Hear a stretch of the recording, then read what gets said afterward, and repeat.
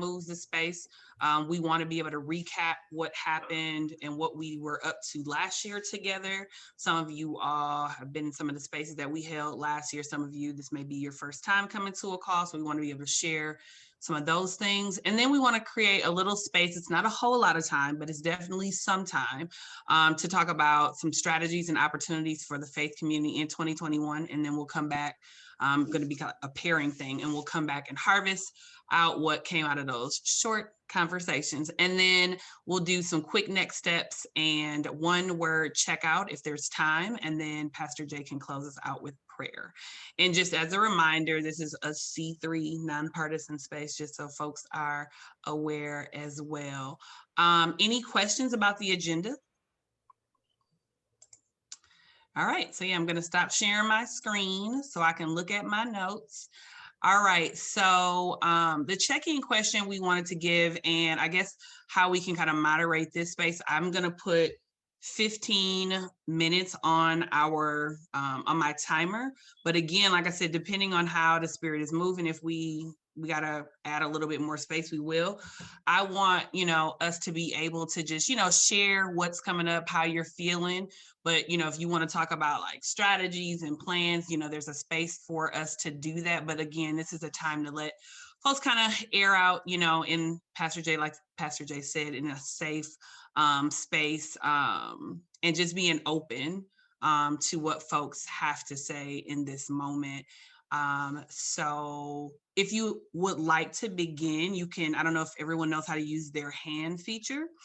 Lifting up your hand, it's under reactions, and you can just hit the raise hand feature, like there it is. Oh, hand and a clap.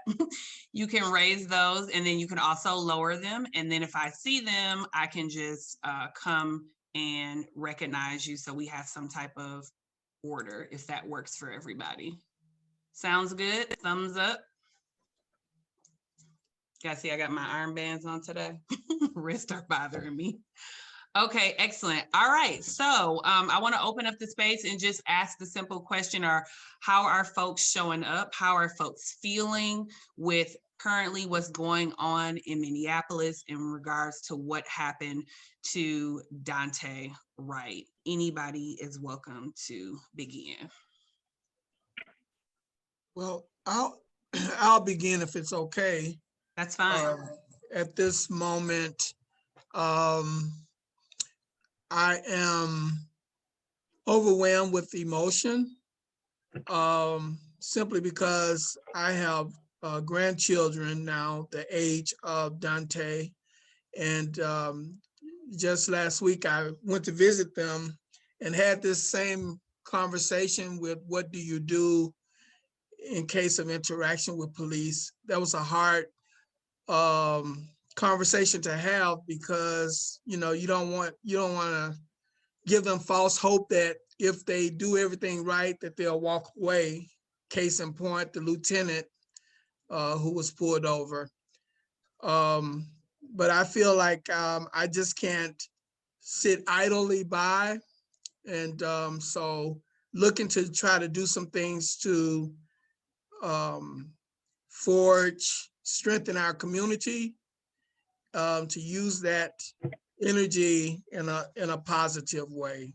So I don't believe, I saw the video, I heard, the warning, but I just don't believe that that was an accident.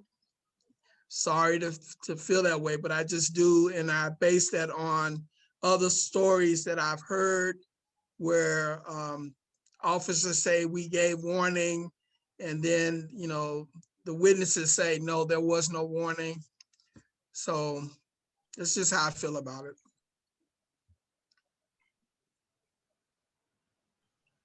Thank you, Pastor Tony. And I just mentioned in the chat, you don't have to be sorry for how you're feeling. That's what the space is welcome for. Anyone else? I don't see any hands up. I see a few mics off. I don't know if that's intentionally. Okay, so I see Sister Rose, and then I see Pastor Jay. So go ahead, Sister Rose. Well, my word was incredulous. I when I heard that she was the police officer was a 26-year veteran who was a trainer, and she shouted, because that was on the video, that she shouted taser, taser, taser, but then she pulled her gun.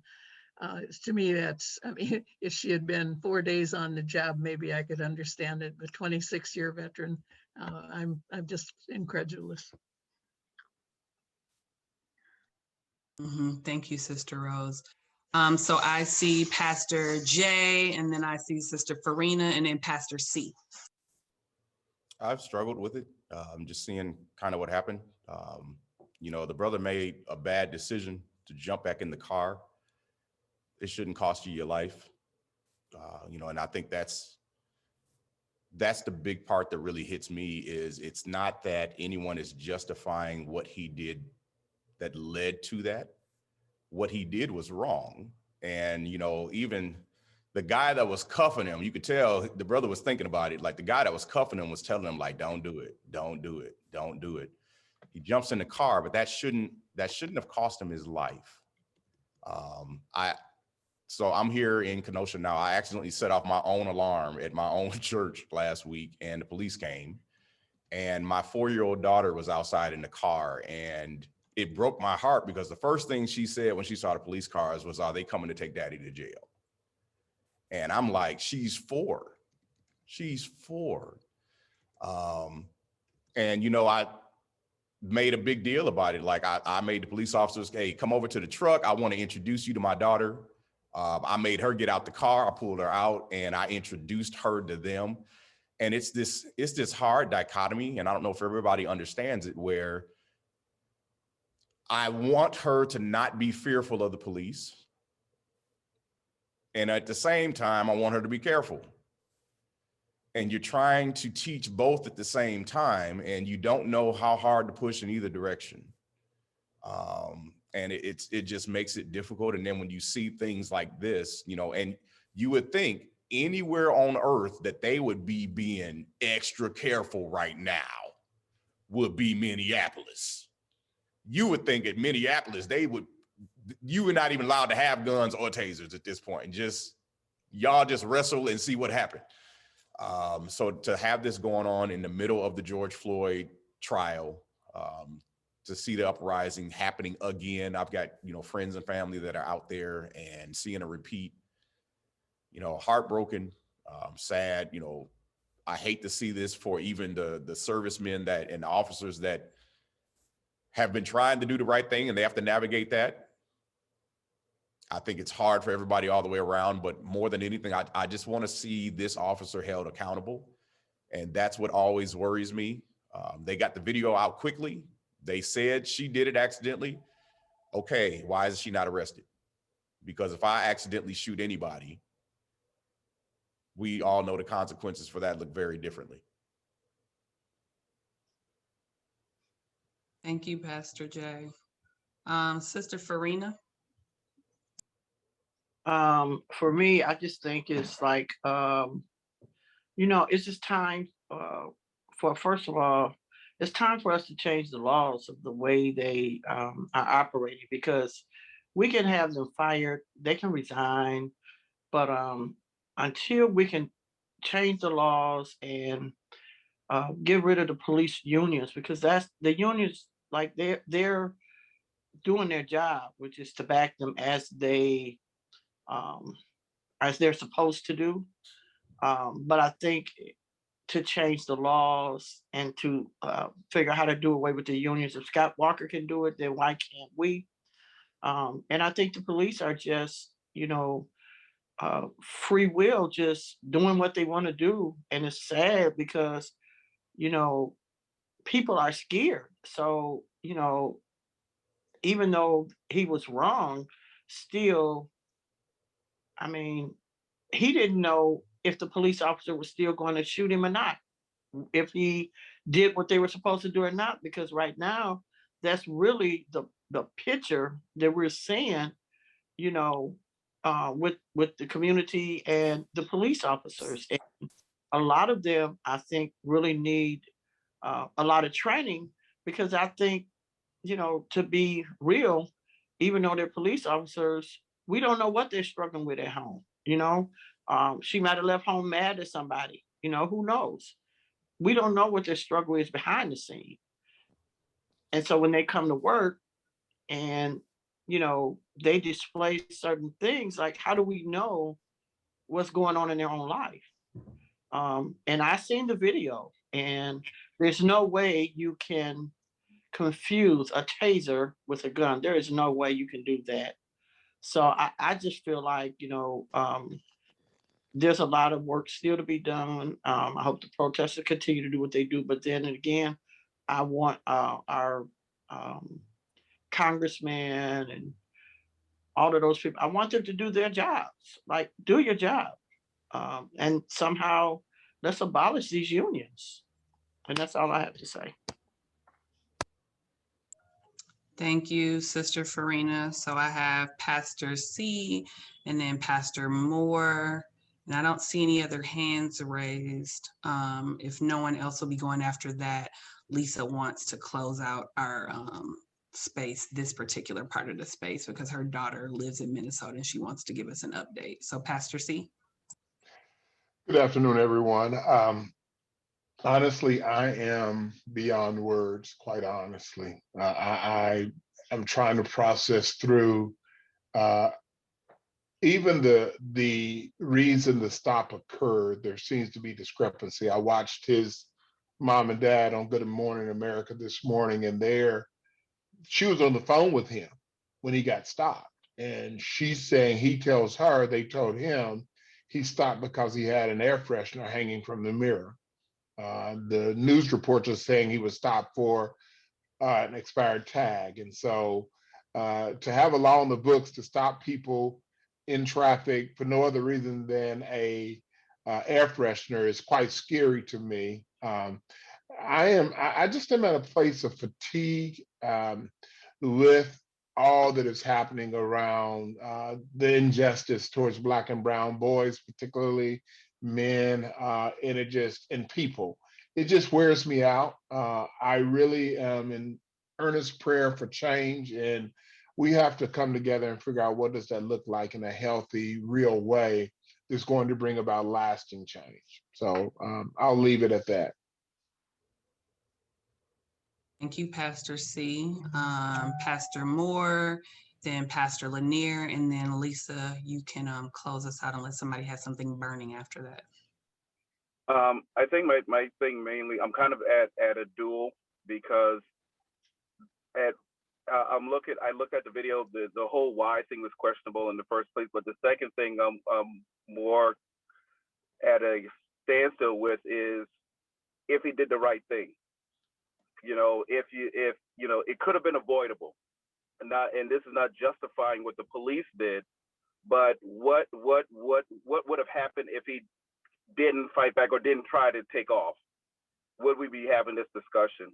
And I think that's where I'm kind of caught to the personal responsibility on our part, and at the same time, the accountability on the police, the fact that it didn't go that way. There's the process and the procedure for when things don't go the way they're supposed to. Firing a bullet at someone is not it, especially if you're saying you're supposed to use a taser. And even the chief said, hey, they're trained for the taser to be in their left dominant hand and the gun in their dominant hand. So I think the intention was for it to be deadly. Well, let me rephrase that. I think the intention was for her to grab the gun. I don't think it was the intention probably was not for death in that case, but the message was because of the mentality and the culture of law enforcement at this point.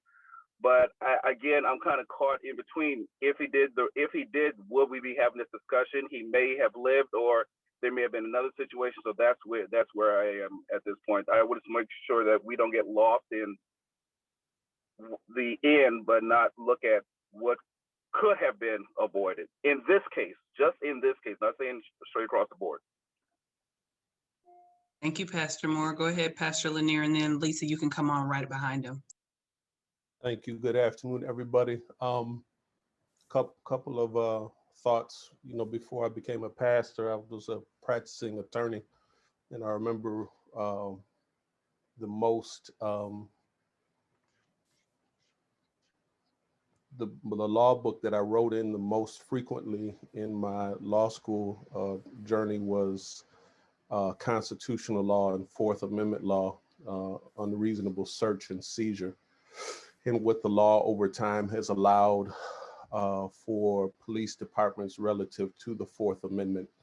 And that's important for the framing issue because there's an obligation on the police to be reasonable in their searching and seizing and stopping of people. And when we talk about these issues, that's important to remember. That gets lost, is that they've got a professional obligation, certainly not to kill, that goes without saying, but even the stopping process, there's a high burden and that gets missed. The second thing I want to say, and I'm just thinking of some framing issues. I've not watched a video yet because I'm just weary and fatigued with it all. I haven't watched the video of the other brother, the lieutenant that got stopped by the two police officers. I listened to it but didn't watch it. Haven't watched a lot of the trial yet because my spirit can't take it right about now. The second point, theologically, just a quick hit, is I always think about Matthew 25. You know, I was naked and you clothed me. I was sick and you came to visit me. I was thirsty, you gave me water, and I was jailed and you came to visit me. So even those who it does not distinguish relative to guilt. And so that's just another theological framing that's really important for me, because the whole point of the law is not whether or not somebody is guilty of anything. That does not prescribe or describe police behavior. In fact, when you talk about that Matthew 25, even if somebody is guilty, we're concerned about them. And so that drift over into that narrative. I'm not speaking to what you were saying, Pastor Moore. I'm just making more of a general principle about narrative that's really important. I don't care how guilty he was, how guilty Floyd was. That's kind of a hustle and a narrative shift to get away from the proper inquiry, which is, did you do your job? And that's really important to me. The third thing is this is kind of solution oriented. It increases the appreciation for the defund message. But I think about how long it took for big tobacco to be taken down, how long it took for a very systematic approach to people who really were partaking in death, slick, cunning, and crafty. And it took a long time, but eventually with sustained effort, big tobacco's not gone, but you know, its power was broken. And this will take that same type of sustained effort over time that's deeply embedded in some of those cultures, you know, some animus, some hatred, some indifference, and some power. And so it needs to be looked at both with some immediate strategy, but also some long strategy. You know, there are powers and principalities embedded in some of this stuff, and it requires a long-term sustained strategy. And so those are my three thoughts at this moment in time, and then just my emotions. I'm just worn, but certainly not defeated.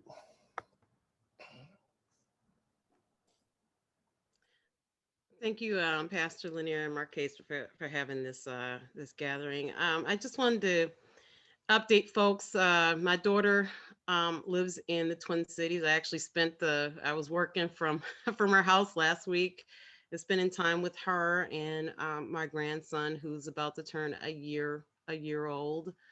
And so I would ask you to pray for the folks in the particularly in the Twin Cities, particularly the folks of color.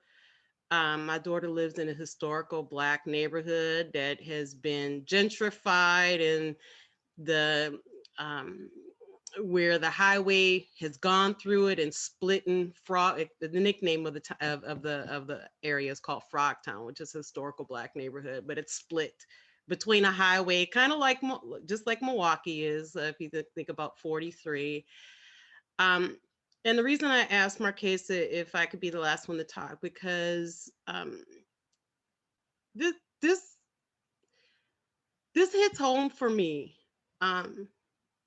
You know, I had texted my daughter. I was concerned about what had happened when I had heard because of where she's at. And she's very close to in St. Paul because of where pockets of things have happened before and the unrest last year. So and so she lived through actually living through where the National Guard was there for like days, and they were stuck in a house last year, and she almost ran out of formula, all those things when the baby, you know, last year. And so and when I spoke to her yesterday morning, she's crying on the phone. And she tells me that that Dante was one of her former clients. She works for a youth offender program, trying to keep young males out of prison and incarceration. So he did go through the program. He graduated from the program. She was his case manager. And she calls me crying on the phone. She's like, I knew him. And she was very obviously upset. And, you know, and of course, her being a new mom, and she's like, you know, he leaves behind, you know, babies. I mean, so this has like real consequences. I've been like Pastor Linnea, I really don't care what he did. He could have cursed at the police. And because for me, you know, granted, that's not something I would do or how I would act, but these kinds of things, no one's life and how they react should cost you your life. None of these things should cost you your life. You know, I think about my brother who was bipolar, and you know, I think about some of the interactions it was by God's grace he wasn't killed by the police long ago, because he would say all kinds of, he was bipolar. So I think about all of these things of what we say, and we want to do victim blaming, and so the society allows this victim blaming. But I agree with Sister Rose, a 26-year-old veteran cop of the police unit who had all kinds of training and everything like that. So we need to understand that this is much more than just training. How do you train out white supremacy? I'm just putting that out there. And for me, that is what I'm dealing with, and pray because of some of the issues and concerns of a lot of the, you know, and how it's impacting a lot of the Black neighborhoods who are on lockdown and things like that. So just pray for folks. And she's already told me that she wants to leave town when the verdict from Floyd comes around, because not only the reaction, but she's so traumatized that she wants to leave.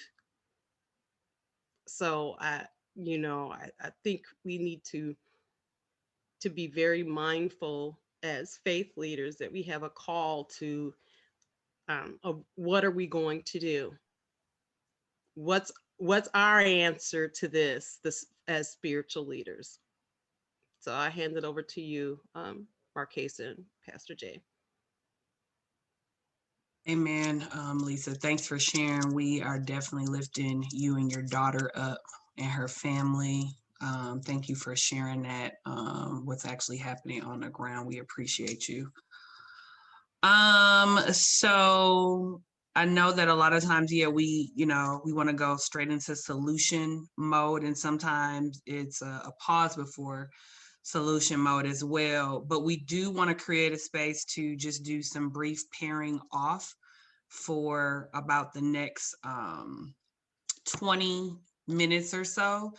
And we're going to try to do pairs where we're just asking folks, 5 minutes a piece Someone decide to be the timer for the other person, and someone also decide to be the person who will come back and share with us after the time of pairing so that we can capture these notes and move forward with some next steps.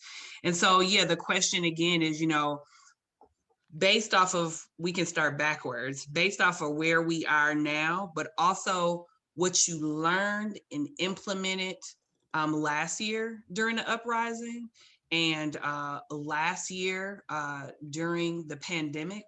What are some things that you as a community leader or a church leader implemented and added to the spaces with your church or in your community that you can offer back out to the person that you're going to be speaking with? And again, we're cross sharing because there could be some ideas that, thank you, Sister Dana, or Pastor Dana, there could be some ideas that someone else hasn't thought about that could be implemented somewhere else. And so if that sounds good for everyone, Pastor Jay, it looks like Pastor Dana said that she's only in listen mode, so there would probably be one group with 3. All right. So maybe Pastor Dana could just go into a 2 group and just be a listen only. Gotcha. Let me do that right now. Yeah, so make sure when you get in your group or your pair that you would pick someone who will come back and report out, and then just try to be mindful of the time so that everyone can get a chance to share. And we'll try to come back in about 20 minutes and then share briefly what you all talked about. Sounds good. I've got everyone set up. I'm opening the rooms now. All right, everybody, All right. We want to welcome you back. We're going to go ahead and turn this back over to Markasa. All right, so we've got 5 minutes, but I hope there'll be some grace for us if we're going a little over with just sharing out. So just wanted to make sure that as we come back into the space, somebody from each pair or group, however you all ended up in a room, if one person could do a quick report out on maybe one thing that someone shared about an opportunity or a strategy they put in place, and just note, we'll share the other notes that we have. If there's something like you're like, oh, you guys should know this, please send a note or email or even drop it in the chat so we can record that, because we do record these meetings and share the information back out for folks who did not get a chance to attend. So please, if you don't hear something that was shared in your group that you want shared, just drop it in the chat or send us an email. So who wants to begin? Let's get those hands going up from a group. And if people don't start calling out, I will start calling names. Sure will. Hey, Pastor Moore, why don't you tell about that quote, and All how we right. talked about that quote. Pastor Moore is up with the quote. I was part of a meeting last night, and Tanino O'Connor said, this isn't about survival, this is about action. And I know many pastors are in that survival mode, especially, many were in that survival mode pre-pandemic, and now since the pandemic, more so in the survival mode. But we really do have to get out of that mentality and really rush into action, because otherwise we'll be in the survival mode for the next year, and injustice will continue to just really demolish what we're trying to build. So we really have to, I think survival to a certain point and action is really going to work best, and possibly the action will get us out of the survival mode. So we just switch our mentality. I think that will be very will be very profitable for what we're trying to do, especially around the area of justice. Thank you, Lisa, for the nudge. Thank you for Pastor Moore. Thanks, Lisa, for the nudge. Who's next? From what group? I'll go. Thank you. I was paired with Cornelia, who is a part of the Buddhist community here in Milwaukee. And one of the things she shared was they spend a lot of time focusing in on mindfulness and the connectivity of person to person, that one person cannot flourish unless we all flourish. And for them, they've done a lot of work with that. And as a way of dealing with discrimination and injustice. And so she talked about the work they've been doing over the last year in their community to really help people understand the neutrality that we all share. And I thought that was really important work to be done. So. Thanks, Pastor C. Thanks, Cornelia, for sharing that. Who's next? I'll jump in really quick, briefly. Me and Pastor Elwinger were in a group together, and I think one of the things that we sort of had a conversation around were just around values, and that there are so many things that connect us more than they are that divide us.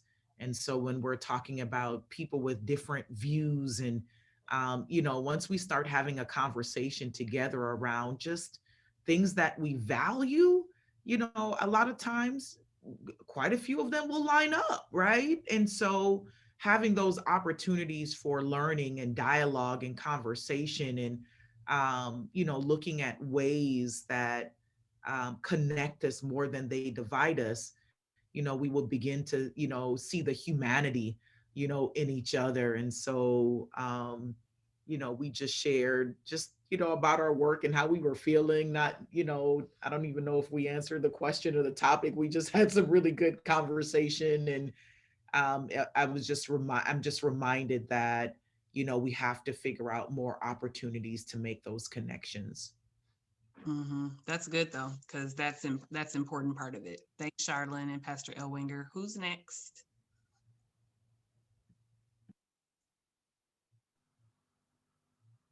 I'll jump in. I guess I was gonna say I see Farina smiling, but yes, go ahead, Jamie. Well, I was paired with Sister Farina, and we had a good conversation about. I don't think we answered the question either, but about our hopes for the church to risk partnering with groups outside the church, hearing their stories, even in those cases where maybe we in the church don't agree with those groups outside the church, but being willing to form partnerships. Mm-hmm. Good stuff. Thank you. I'll go next. Reverend and I were partnered, and very interesting. We both have the same background, German background, and growing up in a completely white society. And now being immersed in different cultures. And so part of our unlearning is learning from the different cultures. And from our German background, we had the answers. Now we have to learn to step back and like other people have the answers. And so we're both of us are certainly involved in the situation. We hope that there's some change. We did talk about the questions, hope that there's some change. But my comment was that demonstration yesterday, I have a question today to David Bowen, and I haven't got an answer yet, but my question was, how did the police treat the group yesterday? Because a year ago, District 5, they had the snipers on the roof and they were throwing the stuff. And so yesterday I heard nothing except that one person got arrested and they did go on the freeway. So if the police in District 5 treated them differently yesterday, then yes, something has happened since a year ago. If it didn't, then we're back to square one. Thank you. Good observation. Anyone else? Okay, I'll go next. I was paired with Sylvester. Very interesting conversation. We did not answer the question. Our conversation dealt with the need for authenticity in the leadership from a religious standpoint in our community. And with both of us being from other areas, how disappointing it can be with the leadership not unified. And so we kind of just talked about things that we wish could happen. We wish that there would be a focal point where everyone could be on the same course at the same time. And we know that that is difficult because you have different personalities and all of that. But the wish that we could address these civil matters is a longing that I think both of us share. I have to leave. I'm sorry. Yes, thank you, Pastor Archie. Is there anyone else before we quickly wrap up? Was it you, Pastor Archie, wanted to? Go ahead. Brown was going to, he had to leave too. So I got someone waiting for me upstairs. Okay, have a blessed day. Enjoy the conversations. Thank you. All right, Pastor Archie, see you. I can All right. share. Thank you. I was paired with Marcus, and we didn't directly get to the question because as we were doing our quick check-ins, that turned into a long conversation, carrying over into what the large group had discussed prior, focusing in on just personal level of that larger conversation for each of us. And so I was blessed to be able to be invited into Marcus, his own experience and story that he shared with me. And that led me to thinking, as it applies to the question we were supposed to ask at our church at Unity, that connected for me that this year for us hasn't been about a lot of innovation and trying a lot of new things. There's been a certain amount of, forced to adapt on the fly, and we've done that. But most of it is recognizing that we're all living through trauma. And so to slow down and be present and to listen and to recognize how trauma is affecting all of us. So this particular conversation was around what's been happening in Minneapolis and other places, but also the pandemic and the isolation, the social isolation, and just the compounding factors over the past year. And so I appreciate this time that you've given us for us to be present with each other and to listen. I think as the church, that might be something we offer the community around us that isn't offered in many other places. So I was blessed to have that experience with Marcus.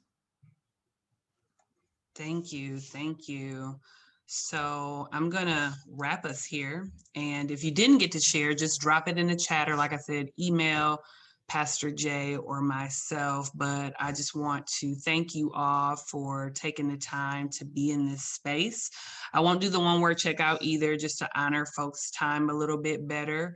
But I appreciate everyone who was able to be on, who was able to be in conversation with folks. And Pastor Jay and I will go through the notes, go through the recording, and we will circle back around with you all probably in the next 3 to 4 weeks or so, and just let you know what we're thinking of as possibly a next step to support maybe a group like Farina, who's out in the community doing work in mutual aid. And I know Pastor Marcus is also doing that. What would it look like for us to come together and do some things, or things that maybe Pastor Locke is doing out in the community? So let us get together and do some brainstorming based off what we heard. And we just really appreciate, again, you all being able to come into the space with us. I'm going to pass it back to Pastor Jay so he can close us out in prayer. All right. Thank you all. We love you and appreciate just the conversation and the openness. Let's pray. Lord, I thank you so much for this opportunity to just exhale, to talk, to debrief, to let some things out into the air without worry or fear of how that could be taken or how that can be misconstrued. You know everything that's going on in Minneapolis, and you know what's happening. You know the things that need to be changed, and you know the problems that we're all trying to navigate in our various perspectives. I just pray that you will help us to do that well. I pray that you will provide us the wisdom that we need and provide us with just an extra dose of love, God. I believe very much in what Pastor Kevin said. I think that us listening, I think us loving and just being present, I think those things go a long way. I believe that's what you did. Help us to do those things. Help us to do them well. Help us to come together and to find new and inventive ways to reach people, to love on people, and to help people move forward in whatever area they may be. Bless this time, and I pray that you'll protect us throughout the rest of this day. In Jesus' name, amen. Amen. Thank you. All right, everybody, take care. We'll catch up soon.